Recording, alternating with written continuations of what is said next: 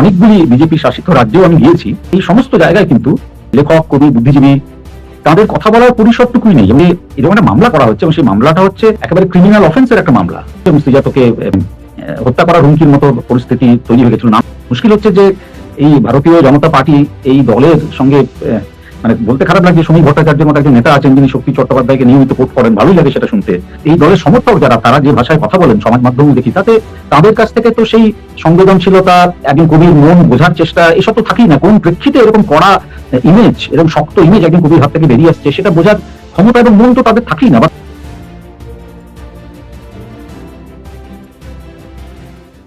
প্রথমে আমি আসলে রাজ্যের বাইরে ছিলাম এবং আমি যখন আজকেই ফিরেছি আমি কলকাতায়, আমি যখন এয়ারপোর্টের উদ্দেশ্যে রওনা হই, তখন আমি প্রথম এই খবরটা পাই। আমার এক বন্ধু আমাকে ফোন করে জানায় যে আমার এবং শ্রীজাত দুজনেরই কমন ফ্রেন্ড।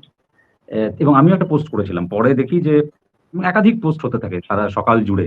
কিছুক্ষণ পর, বেশ ঘন্টা ২ এক পরে নির্বাচন কমিশনের তরফ থেকে, মানে সমাজ মাধ্যম বিশেষ করে ফেসবুক তো ছেয়ে গেছিল এবং অনেকেই যারা শ্রীজাতকে পছন্দ করেন না, যারা শ্রীজাতর রাজনৈতিক অবস্থান, সাম্প্রতিক রাজনৈতিক অবস্থান নিয়েও রীতিমতো ক্ষুব্ধ, তারাও কিন্তু শ্রীজাতর পক্ষে একের পর এক পোস্ট করতে থাকেন। তো এই যে সম্মিলিত জনমতের চাপ, অনেকে বলছেন, অনেকে লিখেওছেন এই কথাটা, যে সেই চাপের কাছেই বোধহয় নির্বাচন কমিশন তাদের অবস্থান পাল্টেছে। এখন এটা সত্যি কিনা, যে সত্যি নির্বাচন কমিশনের তরফে কোনো গ্রেপ্তারি পরোয়ানা জারি করা হয়েছিল কিনা, আরো অন্যান্য দুষ্কৃতীদের সঙ্গে যারা মানে নির্বাচনের দিন সমস্যা তৈরি করতে পারে নানা জায়গায়, তাদের সঙ্গে শ্রীজাতর নাম ছিল কিনা, তা আমরা কোনোদিনই জানতে পারবো না, কারণ নির্বাচন কমিশনের তরফ থেকে বলে দেওয়া হয়েছে এটা ফেক নিউজ। কিন্তু ঘটনা হচ্ছে যেটা, সেটা হচ্ছে যে এটা তো ফেক নিউজ নয়।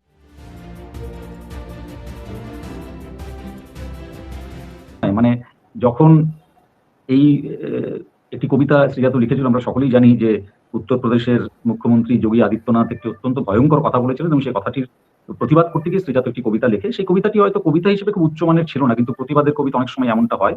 এবং সেখানে একটা ইমেজ ছিল, সেই ইমেজটা নিয়েই প্রবল আপত্তি সেই সময় হতে থাকে এবং একের পর এক সেই সময় কিন্তু শ্রীজাতের বিরুদ্ধে বিক্ষোভ মিছিল হতে থাকে। আমি এবং শ্রীজাত, আমার মনে আছে সেই সময় শিলিগুড়িতে একটি লিটারারি ফেস্টে একসঙ্গে গেছিলাম, একই হোটেলে একই রুমে আমরা ছিলাম। তো সেই সময় এমনকি আমাদের সঙ্গে ২৪ ঘন্টা পুলিশ রাখতে হয়েছিল। মানে সেই আমরা ওখানে গেছি এটা জানার পর, শ্রীজাত গেছে মূলত, জানার পর সেখানেও একটা বিরাট বড় প্রতিবাদ হচ্ছিল এবং তারপর একের পর এক মামলা হতে থাকে। একাধিক মামলা হয়েছিল, কিন্তু একটা নয়। সেরকমই একটি মামলায় পরে যে খবরটা জানা গেছে যে নির্বাচন কমিশন ফেক এবং ভুয়ো বলে দেওয়ার পর, অনেকে বলতে থাকেন এটা ভুয়ো, এটা জাস্ট একটা হাইপ তোলার জন্য এরকম একটা ঘটনাকে সামনে আনা হয়েছে। অনেকে বলতে থাকেন যেটা মমতা বন্দ্যোপাধ্যায়ের একটা স্ট্র্যাটেজি, একটা চাল, আইপ্যাকের অনেকে এটা করেছে।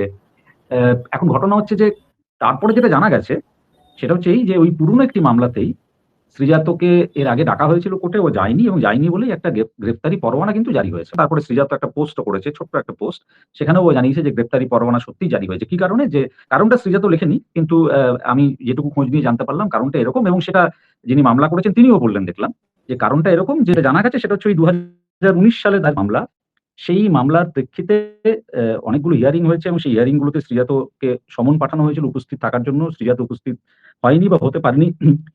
সেই প্রেক্ষিতে এই মামলার নতুন যে ডেট, এটা এই ২০/৩ আবার বোধহয় একটা ডেট ছিল, ২০ মার্চ, এবং তার প্রেক্ষিতে একটা এই অর্ডার এসছে যে পরের যে হিয়ারিং সেটা ১১/৬ জুন মাসের ১১ তারিখে নতুন হিয়ারিং এর ডেট আছে এবং গ্রেপ্তারি পরোয়ানাটা হচ্ছে এইরকম যে সেই দিন যেন শ্রীজাতকে ওই কোট আনকোট গ্রেপ্তার করে কোর্টে হাজির করা হয়।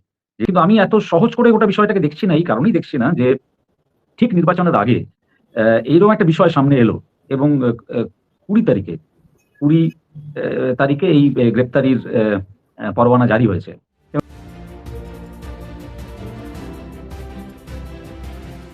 আমি কথা বলছিলাম, আমার যারা বন্ধু-বান্ধব আইনজীবী রয়েছেন, আইনের মারপ্যাচ তো আমরা যারা লেখালেখির কাজ করি তারা তেমন বুঝি না। কিন্তু তারা বলছিলেন যে এটা এরকম ক্রিমিনাল যে মানে অফেন্স এর যে সমস্ত কেস গুলো থাকে, তাতে এটা খুব মানে স্বাভাবিক একটা ঘটনা। এটা খুব অস্বাভাবিক ঘটনা নয়। হয়তো আ আ পুলিশের কাছে গিয়ে বা আদালতে আত্মসমর্পণ করে আগাম জামিনও শ্রীজাত নিতে পারে। এইসব কথাবার্তা শুনছিলাম। কিন্তু গ্রেপ্তারি পরোয়ানাটা যে জারি হয়েছে সেটা কিন্তু ফেক নিউজ নয়। নির্বাচন কমিশন এটা বলে দেওয়ার পর যেটা ফেক নিউজ, অনেকে এরকমটা ভাবছিলেন যে কিছুই হয়নি আদতে। মানে এটা একটা হাইপ তোলা হয়েছে কেবল। তা কিন্তু নয়।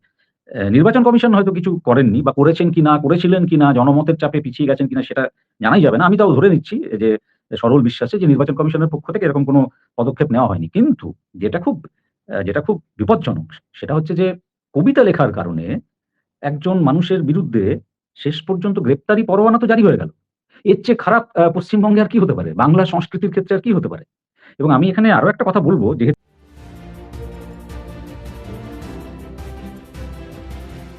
মানে আমার পেশার কারণে এবং অনেক সময় কবিতা পড়ার কারণেও ভারতবর্ষের বিভিন্ন রাজ্যে আমাকে যেতে হয় এবং অনেকগুলি বিজেপি শাসিত রাজ্যেও আমি গিয়েছি। আমি দেখেছি যে সেই সমস্ত জায়গায় কিন্তু যারা বিভিন্ন মানে লেখক, কবি, বুদ্ধিজীবী, তাদের কথা বলার পরিসরটুকুই নেই এবং যারা সরকারি চাকরি করেন বা সরকার পোষিত আ বিভিন্ন প্রতিষ্ঠানে চাকরি করেন, তাদের তো একেবারে সার্কুলার জারি করে সমস্ত রকম রাজনৈতিক মতামত তাদের রাখা নিষিদ্ধ করে দেওয়া হয়। উড়িষ্যায় হয়েছে, আসামে হয়েছে, ত্রিপুরায় হয়েছে। তো সেটারই কিন্তু একটা লক্ষণ এটাও, যে এই যে এরকম একটা মামলা করা হচ্ছে এবং সেই মামলাটা হচ্ছে মানে কি বলবো, এটা একটা মানে ছোটখাটো মামলা নয়। একেবারে ক্রিমিনাল অফেন্স এর একটা মামলা। তো সেইটা মানে আমি আবারও এই ঘটনাটা যখন ঘটেছিল, যখন সেই ১ম পর্যায়ে অ্যা অনেক হইচই হচ্ছিল এবং শ্রীজাতকে প্রায় মানে হত্যা করার হুমকির মতো পরিস্থিতি তৈরি হয়ে গেছিল। নানা রকমের হুমকিও পাচ্ছিল। তখন আমরা কয়েকজন প্রতিবাদ মিছিল করেছিলাম। আমি ১ টা ২ টো কাগজে এবং কতগুলো টিভি চ্যানেলে কথাও বলেছিলাম এই নিয়ে। তখন আমি একটা কথা বলেছিলাম যে, হ্যাঁ, নিশ্চয়ই যে হতেই পারে যে কোনো একটা কবিতায় এমন ২ টো লাইন আছে যে ২ টো লাইন আমার পছন্দ হচ্ছে না। আমি এটাও বলেছিলাম যে আমি যদি এই কবিতাটা লিখতাম, প্রতিবাদের কবিতাটা, সেই ওই ২ টো লাইন হয়তো আমি লিখতাম না। কিন্তু একই সঙ্গে এটাও তো সত্য যে, যে কথার প্রেক্ষিতে এই কবিতাটা লেখা হয়েছিল, সেই কথাগুলো এমনই একজন লেখক, সংবেদনশীল মানুষ, কবিকে, শিল্পীকে আহত করে যে সবসময় তখন আর কলমের উপর নিয়ন্ত্রণ থাকে না। আমি হয়তো লিখতাম না, কিন্তু অন্য কেউ লিখলে আমি তাকে অপরাধী বলব না। সেটাও তার একটা ইনস্ট্যান্ট রিঅ্যাকশন। এবং মাথায় রাখতে হবে যে শিল্পের ক্ষেত্রে কিন্তু আমরা এই ছাড়টুকু দিয়ে থাকি। কবিতার ক্ষেত্রে কিন্তু আমরা এই ছাড়টুকু দিয়ে থাকি। সেটা বুঝতে পারে কারা? সেটা বুঝতে পারে যারা মানে সংস্কৃতি চর্চার সঙ্গে যুক্ত, যারা লেখালেখির পদ্ধতিটা কি হয় সেটা জানে, তারা বুঝতে পারে। মুশকিল হচ্ছে যে এই ভারতীয় জনতা পার্টি এই দলের সঙ্গে মানে বলতে খারাপ লাগছে, সমীক ভট্টাচার্যের মতো একজন নেতা আছেন যিনি শক্তি চট্টোপাধ্যায়কে নিয়মিত কোট করেন। ভালোই লাগে সেটা শুনতে। কিন্তু এই দলের সঙ্গে আরো যারা রয়েছেন, এই দলের সমর্থক যারা, তারা যে ভাষায় কথা বলেন সমাজ মাধ্যমেও দেখি, তাতে তাদের কাছ থেকে তো সেই সংবেদনশীলতা, একজন কবির মন বোঝার চেষ্টা, এসব তো থাকেই না। কোন প্রেক্ষিতে এরকম কড়া ইমেজ, এরকম শক্ত ইমেজ একজন কবির হাত থেকে বেরিয়ে আসছে, সেটা বোঝার ক্ষমতা এবং মন তো তাদের থাকেই না। বা থাকলেও তার তার তার প্রকাশ হয় না।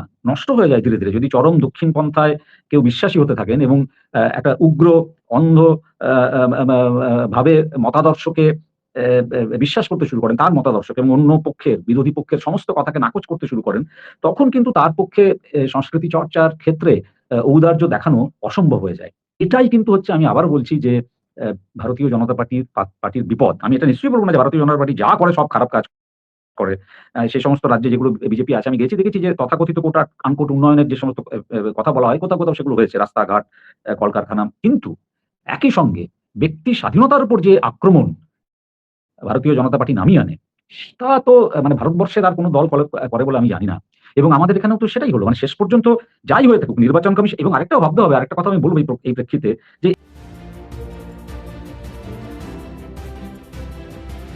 এই খবরটা সবাই বিশ্বাস করল কেন? আমিও কেন বিশ্বাস করেছিলাম? এতজন মানুষ কেন বিশ্বাস করল? এতজন মানুষ যারা শ্রীজাতকে ব্যক্তি হিসেবে অপছন্দ করে, যারা শ্রীজাতর রাজনৈতিক অবস্থান যেহেতু তৃণমূলের পক্ষে চলে গেছে সম্পূর্ণভাবে, একটা সময় নিরপেক্ষ বলত নিজেকে, ভীষণ তাদের শ্রীজাতকে নিয়ে যাদের উষ্মা রয়েছে, তারাও সকলে শ্রীজাতর পক্ষে পোস্ট করতে শুরু করলেন। কেন এটা হলো? কেন লোকে এই খবরটাকে বিশ্বাস করল এতটা? বিশ্বাস করল এই কারণ নির্বাচন কমিশন এমন কতগুলো পরপর নির্দেশিকা জারি করেছে না, যাতে সকলের মনে হচ্ছিল যে হ্যাঁ, এটাও হতে পারে। এটা হওয়া খুব আশ্চর্য কিছু নয়।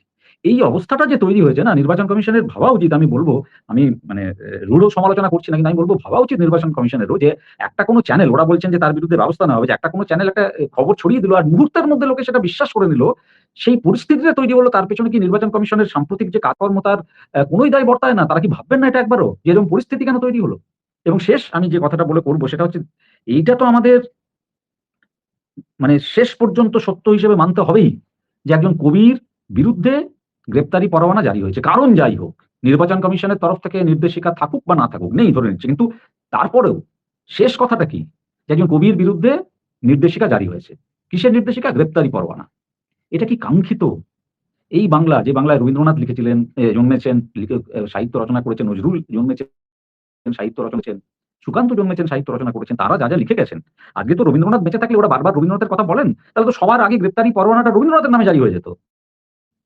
কেননা চিরকাল শাসকের উল্টো দিকে রবীন্দ্রনাথ থেকেছেন এবং অন্যায়ের সঙ্গে কখনো আপোস করেননি।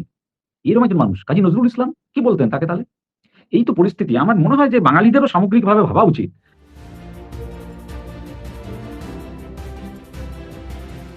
যে এই যে নির্বাচন, সেই নির্বাচন কিন্তু সত্যি এবারে এমন একটা জায়গায় এসে দাঁড়িয়েছে যে আমরা আমাদের অ্যা মানে জাতিগত যে পরিচিতি, আমাদের সংস্কৃতিগত যে পরিচিতি, আমাদের যে গৌরব, তাকে আমরা অটুট এবং অক্ষুণ্ণ রাখতে পারবো কিনা, সেই প্রশ্নেই কিন্তু মোটামুটি নির্বাচনটা হতে চলেছে। তো এই ঘটনাটা অ্যা সেটা কিন্তু আরেকবার আমাদের চোখে আঙুল দিয়ে দেখিয়ে দিল যে, বিশেষ করে আমি বলব যে যারা আমরা লেখালেখির সঙ্গে যুক্ত আছি, যারা আমরা সংস্কৃতি চর্চার সঙ্গে যুক্ত আছি, তারা যেন আমরা আমরা অন্তত প্রতিবাদটুকু করতে পারি। অন্তত এটা জোর গলায় বলতে পারি যে, যে কারণেই হোক একজন কবির নামে গ্রেপ্তারি পরোয়ানা জারি হওয়া কোন সুস্থ, স্বাভাবিক, গণতান্ত্রিক, উদার সমাজের লক্ষণ হতে পারে না।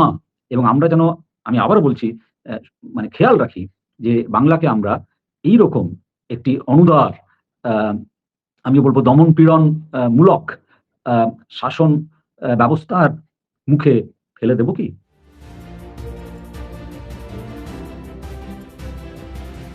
আমি দেখলাম যে সমাজ মাধ্যমে একটা অংশ বলছেন যে এটা আ মানে মমতা বন্দ্যোপাধ্যায় করেছেন, হ্যাঁ? তো মমতা বন্দ্যোপাধ্যায় করেছেন আইপ্যাকের চাল যাতে করে মানে মমতা বন্দ্যোপাধ্যায় শ্রীজাতকে ব্যবহার করে একটা সহানুভূতির ভোট পান। কিন্তু আমার সেটা মনে হচ্ছে না। এই কারণেই মনে হচ্ছে না যে আমি ব্যক্তি শ্রীজাতকে বহু বছর ধরে চিনি। আমার মনে হয় না যে ব্যক্তি শ্রীজাত এরকম কোনো একটি বিষয়ের সঙ্গে সংযুক্ত থাকবে। যাতে করে এটা মানে তৃণমূলের তরফ থেকেই এরকম একটা ফেক নিউজকে, কোট আনকোট ফেক নিউজ যা আসলে কিন্তু ফেক নয়, সেটাকে ফ্লোট করে দেওয়া হবে। আমার সেটা একদমই মনে হচ্ছে না। আমার বরং উল্টোটা মনে হচ্ছে, যেটা তুমি বললে সেটা আমার মনে হচ্ছে যে ঠিক এই যে সময়কালটা, এই মামলাটা আবার উঠলো, তার হিয়ারিং হলো, তারপরে এরকম একটা অর্ডার বেরোলো ১১ই জুন, আবার এই নতুন হিয়ারিং এর ডেট ফিক্স করা হলো এবং সেই সমস্ত ঘটনাটা প্রকাশ্যে এলো ঠিক কালকে ভোট আজকে। তো এবং সেখানে আমি দেখলাম এটাও তো সত্যি, আমি যেমন বললাম যে আমাদের কবি সাহিত্যিকরা অনেকে প্রতিবাদ করেছেন।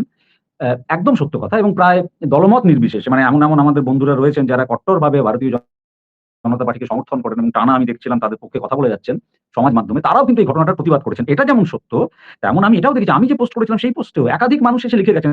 তাদের আমি চিনিও না। অ্যা এম তারা সেই প্রোফাইল গুলো যে ফেক প্রোফাইল সব ক্ষেত্রে এটাও কিন্তু মনে হচ্ছে না। হ্যাঁ? অনেক সময় এটা বিজেপির আইটি সেলও করে যে তারা একত্রে এসে আক্রমণ করে। আমি দেখেছি আমার নানা পোস্টের ক্ষেত্রে এই অভিজ্ঞতা আমার হয়েছে। সেটাও আজকে মনে হয়নি। এরা কিন্তু সাধারণ মানুষ এবং এরা অনেকে বলছেন যে ঠিক হয়েছে। ঠিক হয়েছে, শ্রীজাতকে বিরুদ্ধে গ্রেপ্তারি পরোয়ানা জারি করা হয়েছে, ঠিক হয়েছে। কেননা আমাদের হিন্দুদের ভাবাবেগে চূড়ান্ত আঘাত করা হয়েছে। তাহলে মানে এটা তো সত্য যে একটা অংশের মানুষ যাদের সঙ্গে হয়তো শিল্প সংস্কৃতি চর্চার কোনো যোগ নেই এবং সেরকম মানুষের সংখ্যাই আমাদের সমাজে সবচেয়ে বেশি। তারা মনে করছেন যে এরকম একটা কোর্টের যে অর্ডার বা যদি নির্বাচন কমিশনের হয়ে থাকে, ১ম এ তো তাই তারা ধরেছিলেন। সেটা সঠিক, সেটা একটা সঠিক অর্ডার, সেটা একটা সঠিক আদেশ, সঠিক নির্দেশিকা।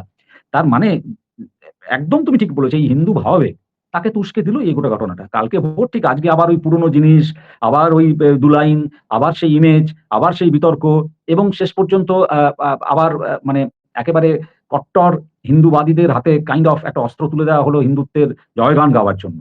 এবং তারা তো সেটা করেছেন। যেমন একটা অংশ প্রতিবাদ করছেন। এটা যদি সত্যি হয়, আমি বলব যে দুটোর মধ্যে একটা তফাৎ আছে। কিন্তু আমি সাধারণ মানুষদের খুব কম প্রতিবাদ করতে দেখলাম আজকে সারাদিন ধরে। যে হইচইটা হলো, সেটা কিন্তু হলো মূলত শিল্পীদের মধ্যে, আমি বলছি সংস্কৃতি কর্মীদের মধ্যে, কবিদের মধ্যে, তারা হইচই করেছেন।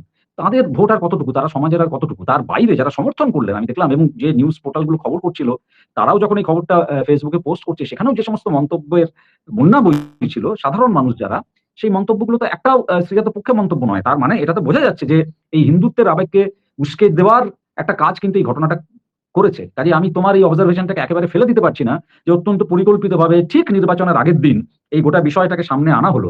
হ্যাঁ? যাতে করে এই গোটা ব্যাপারটা আবার জনমানসে একটা বিরাট বড় জায়গা পায়।